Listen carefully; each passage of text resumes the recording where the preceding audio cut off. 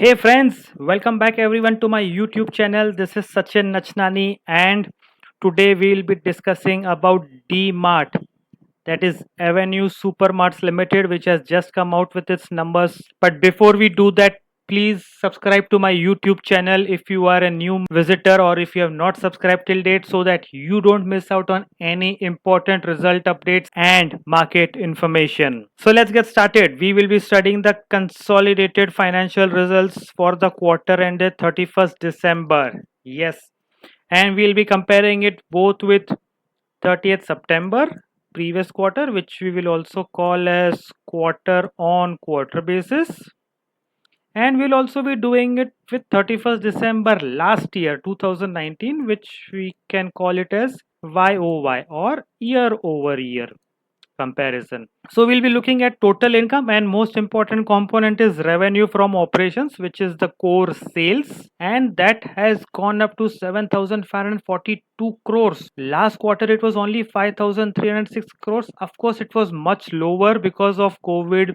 and the related lockdowns and store closures in so many cities and states, but even if you compare it with the previous year, the results are fantastic. So on a YOY basis, sales have gone up by 11%. But if you look at it on a QOQ basis, the numbers are fantastic. They are up by 42%. So that is fantastic. The total income also is almost the same because the other income, which primarily comprises treasury operations, is very negligible. So you can just ignore that.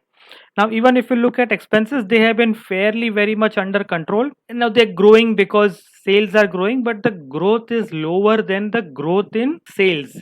That's why you will see that the profit before tax PBT in this quarter was 609 crores, whereas in September quarter was only 272 crores. So the growth is 124% on a QOQ basis. Even if you want to ignore this and if you want to compare only on a YOY basis, which was 490 crores, the growth is 24%. There are very few companies in India which can deliver that kind of growth on a PBT basis, that is profit before tax basis, in a year which had the COVID pandemic. Now coming to the profit after tax, which is 447 crores. On a QOQ basis, the number was 199 crores. So the growth is again 125%. Of course, the growth will be higher because the base was low, and the base was low because a lot of stores were closed. There were a lot of restrictions, lot of items were not available for sale, like clothes and shoes and travel related items and all those things. And on a YOY basis, net profit after tax 384 crores. So the PAT growth is 16%. So the results are really very strong blockbuster results from DMart. Let's have a look at some of the important highlights. Sales are up by 10% at 7433 crores, and PAT is up by 19% at 470 crores. They are talking of standalone numbers. We discuss consolidated. EBITDA, which is earnings before interest, tax, depreciation, and amortization, has come in at 691 crores, which is a growth of 16.6%. Now, that is again very strong growth. PAT standalone basis is 470 crores with a growth of 19% YOY. Only one store was added in the previous quarter, which is still good because the entire country was in a lockdown mode for a major part of September quarter, and after that slowly things started stabilizing, but on and off there have been minor lockdowns in different parts of the country. So still they have opened one store, which is commendable. When you look at the 9-month period ending on 31st December, you will see that the total revenue stood at 16,500 crores, which is lower by 10% because of corona pandemic. Now EBITDA has witnessed decline of 34% because employees were working in double shifts, because in lot of occasions stores were open for more than 12 hours and they were paying extra salaries to their employees. That is why the earnings before interest, tax and depreciation amortization has come down by 34%, and so as the profit after tax, because the same numbers flows down to the net profit level. Now EPS for 9 months is only 11 rupees. So effectively for the 9 months ended 31st December, 9 stores were added and 2 were closed and converted into fulfillment center for their e-commerce business. Now, what is important to note over here is that after Reliance JioMart has been launched, become very aggressive. And we know Reliance has always been aggressive, and especially after the takeover of Future Group, also called as Big Bazaar, has become a very strong number one player, and DMart is at number two. Plus, because of their aggression in expanding online through JioMart, Reliance continues to gain higher market share. So we will have to watch out that at such high valuations, and I will discuss them in the next section. Can DMart continue to sustain its share price even at such elevated valuations? So if you are living in a city which has DMart store, I am very sure that you must have visited the store at least once, and a lot of people go there at least once every month. Maybe some people go even more than one time in a week. Yes, because the prices are so low and because they follow the everyday low cost, everyday low price strategy, which aims at procuring goods at competitive price and using their efficiency. They try and deliver value for money to customers like us. Now, their CEO, Mr. Levin Noronha, has commented by saying that the quarter has seen further improvement in business and financial metrics. The sales mix is now trending very close to our usual times, except for specific customer consumption changes post COVID. So, this is really very good news. I am sure DMart investors will be very happy to read this. And like I am telling you that apparel, laundry, footwear, travel, and such relevant out of home usage categories are taking more time to recover. That is because you cannot go and try clothes, and travel is still prohibited. Local trains are not running, flights are still not operational on a full scale, international flights are very limited. Footwear, again, because we are not going to office, so why will we buy new footwear?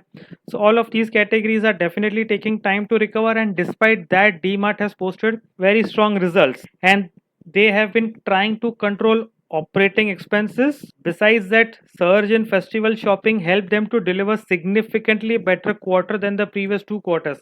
Look here from the management itself, they are saying that they have done much better than the previous two quarters. Moreover, 2 years and older stores at 96% of December 2019 sales, which is pre-COVID sales. So they are almost at the pre-COVID sales levels on a YOY basis. And this is true for over 162 stores. That too despite the night curfews and weekend closures in many cities. This is what I was mentioning, DMart Ready. They have started soft launch in select pin codes or areas of Ahmedabad, Bangalore, and Hyderabad. If you will read this, that they continue with their approach of small trials, reviews, and controlled acceleration for DMart Ready. If you compare it with JioMart, Jio is very aggressive and they have launched a national level online store by the name of JioMart, and they have been doing quite well and marketing and advertising very aggressively and gaining new customers also. So we will have to see competition between DMart and JioMart, who wins the battle. As of now, DMart is taking a slow and calculated approach, whereas JioMart is going in a very big and aggressive manner. What is also important to note from a customer's perspective is that they will continue with the extended store operating hours, and they will also serve customers in a more safe and efficient manner, which is a good thing for all of us. Now, let me cover some of the fundamental aspects of DMart. So, if you look at the market cap, it is almost 2 lakh crores now. It is trading just below its 52-week high of nearly 3100 rupees. The 52-week low was over 1700 rupees. So, in a year, this has again delivered almost 100% returns. If you could buy this near the lows of March 2020. The face value, as we have seen, is 10 rupees. What is also important to note is the free float market cap is only 36,000 crore rupees. Free float market cap means the number of shares which are available for sale by non-promoter holdings and institutions. Since promoter holding is very high at 75%, therefore very limited stock is available to be sold in the market, and most institutions do not trade in this stock. That's why the valuations are very high, and you can see that PE, the price earnings ratio, is almost 189 times. That is because the trailing 12-month EPS is just under 16 rupees. Even on a price to book, it is very expensive, and ROE at 9% is very low. But for retail industry, the ROE at 9% is fairly okay. However, investors would like this number to go up further to justify the premium valuations that the stock is commanding currently. If you are a long term investor and if you already hold DMart shares, then I would say that you can continue to hold your shares as long as there is no disappointment on the earnings front. But if you are planning to buy the shares right now after the results, then I would say you need to wait for a better entry point, especially when there is a sharp decline in the stock price. And we have seen that with the market fall, even DMART tends to fall. And if you can buy it when there is panic in the street, then you will get a very good entry price and you can even double your returns in less than 1 year. At least this has happened in 2020. Who knows whether history will repeat again or not. Now let's have a look at the technical chart of DMART, and we can see that the stock actually made an exact double bottom last year around the price of 2000 rupees, and from there has been no turning back. In fact, it has been just trending upwards almost in a parabolic manner, and every few months it gives a sharp decline, and that is the right time to catch it.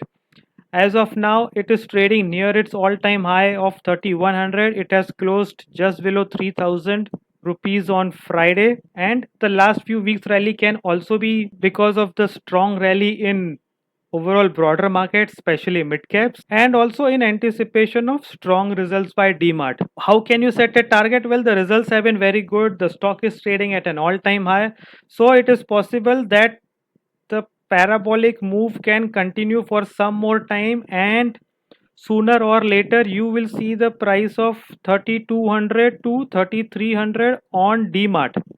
Yes, it can go to 3200 or 3300 considering the strong results and the strong flow of liquidity in Indian markets, and of course the underlying strength in the market itself is so good that achieving another 10% from here to reach this level is not going to take too much time. But this is only from a technical and trading perspective.